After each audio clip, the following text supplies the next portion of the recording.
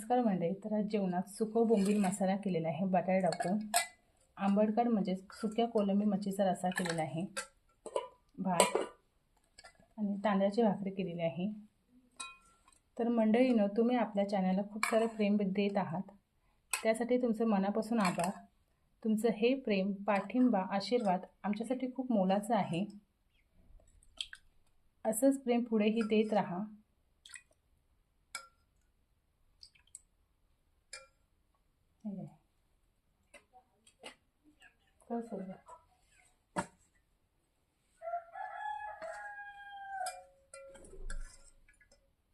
आंबा टाकून केलेला आहे रस्सा.